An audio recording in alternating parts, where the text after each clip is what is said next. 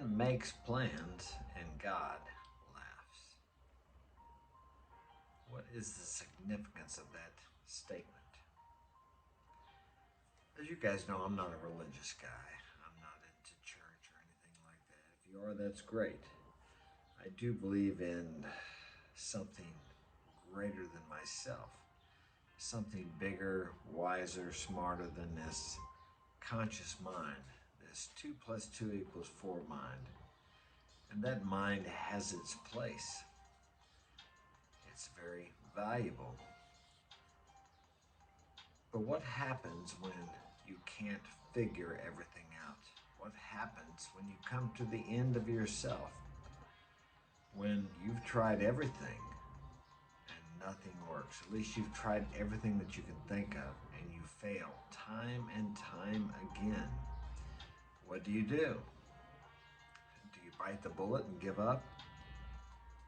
Or do you make a choice and trust that even though you can't see it and you don't understand it, everything is working out for your good.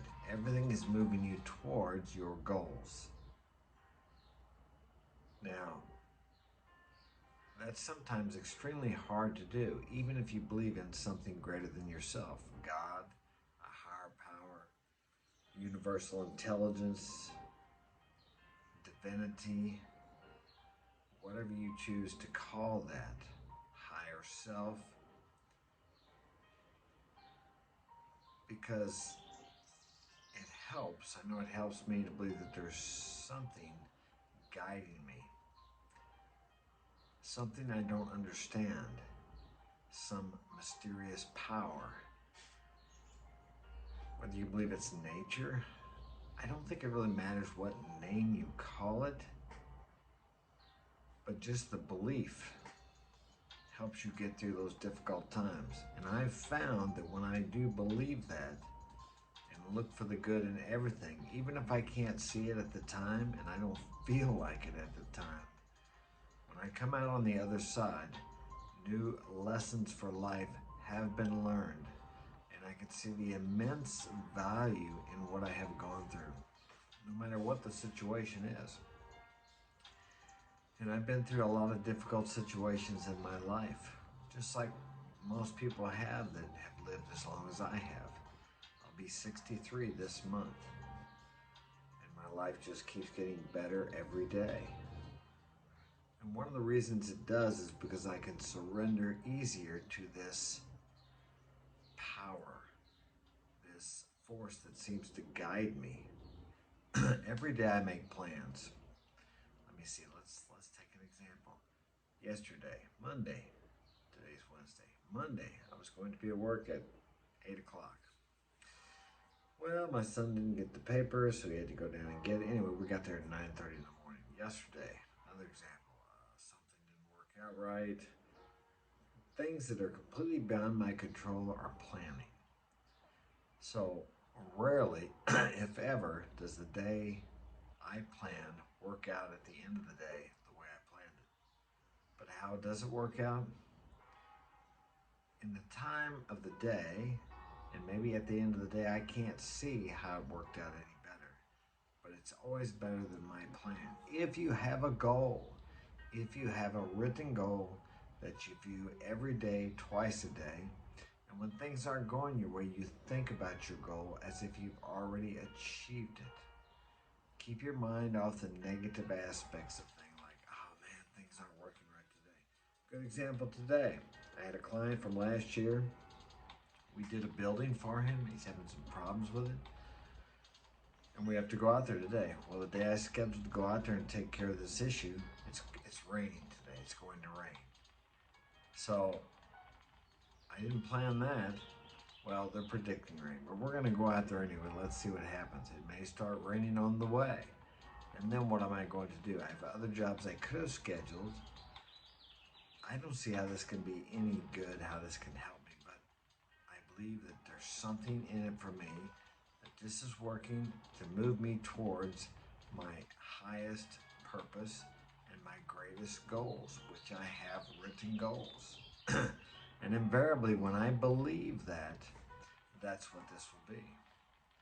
Your life unfolds according to your beliefs, because your beliefs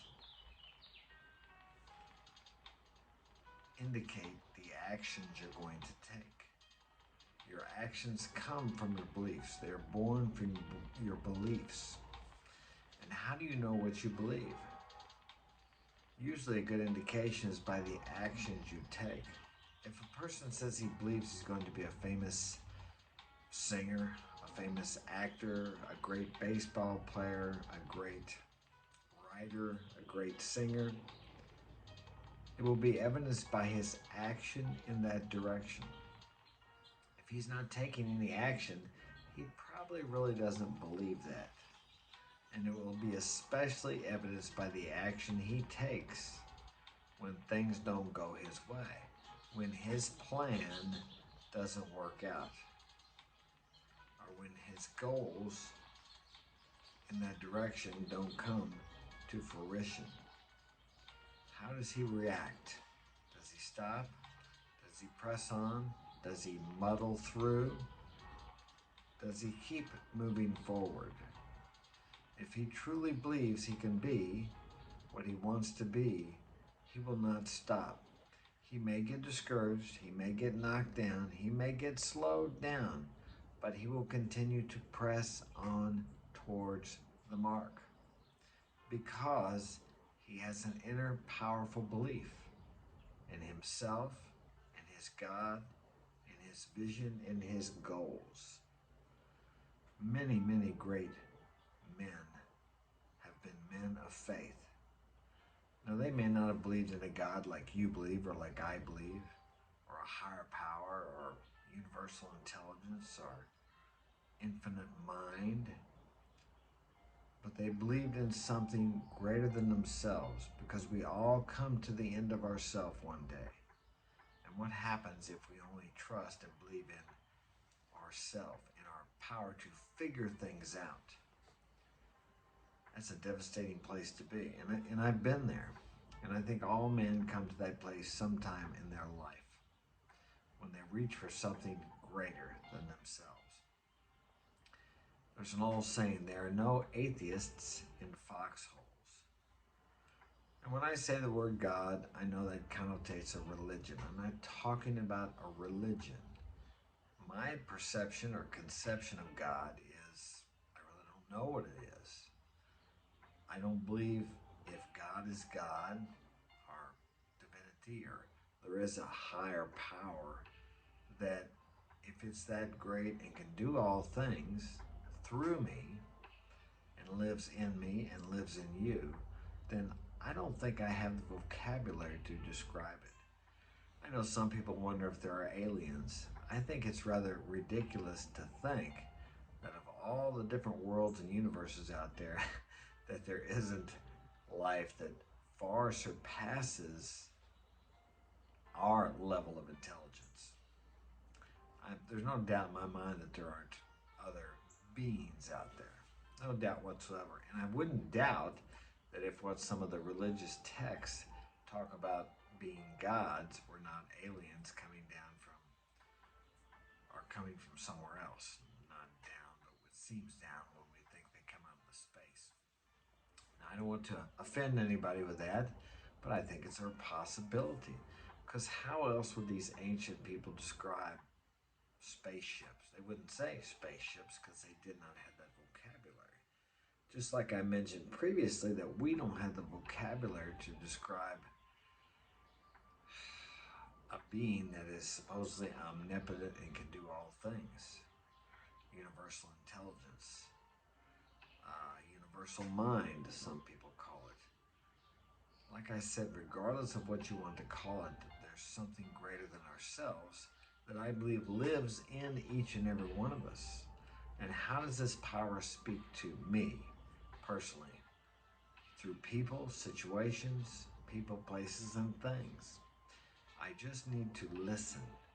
I need to be open and receptive to this inner voice. We all have a moral compass. It speaks to us through my conscience. And what's right for me and what's good for me may not be right and good for you. What I can do may may be something you can't do and feel okay about it. And what you can do and be okay with it may not be right for me. We are all individuals. We are each different. And we each know what is so called right and wrong for each of us to do. That's why I think it's very important not to judge other people unless you've walked in their shoes. And more than likely you haven't. Have I judged people? Of course I have. Now, it's one thing to judge whether or not you want to hire somebody or judge to trust somebody, but that's not what judgment is about. Judgment is about judging the person as being either good or bad. What is what Shakespeare said? Nothing is either good nor bad, but thinking makes it so. That may not be Shakespeare, but someone said that. So you don't know what a person has gone through, what they have been through, what they have suffered or learned in life. So it's very hard. You may judge their actions, but it's best not to judge the person because that judgment comes back on you. But that's getting away from the main topic, which is a power greater than yourself, and to trust this power when life seems to be unfair. And if you can believe that things will work out for your good and that everything is happening for your good, it puts your attitude and your perception of life in a whole different realm. Because life is somewhat, I don't know if we create life, but we step into different realities. There's always an infinite number of possibilities according to which direction you move, we'll say. And that direction is indicated or directed by your beliefs in what you believe life to be.